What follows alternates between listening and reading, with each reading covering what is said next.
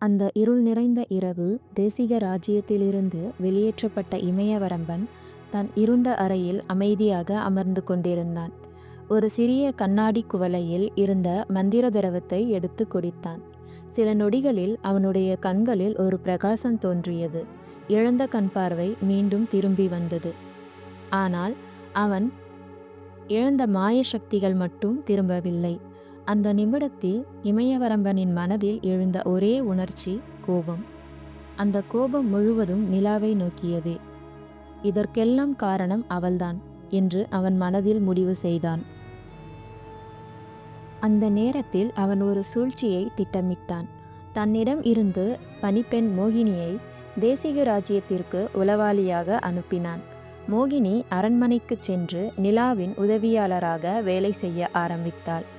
ஆனால் அவள் செய்யும் உண்மையான வேலை வேறுதான்.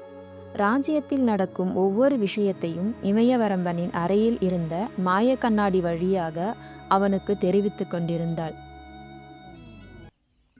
ஒரு நாள் அரண்மனையின் தோட்டத்தில் ஒரு அழகான மாலை நேரம்.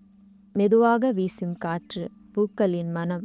அந்த வழியாக நிலாவும் கிருஷ்ணதேவனும் நடந்து கொண்டு பேசிக்கொண்டிருந்தனர்.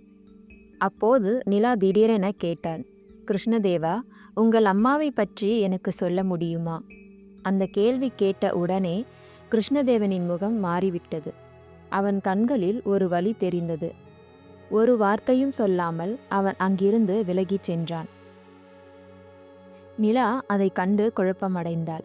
நான் ஏதாவது தவறாக கேட்டுவிட்டேனோ என்று நினைத்து அவள் தனது அறையில் சோகமாக அமர்ந்திருந்தாள்.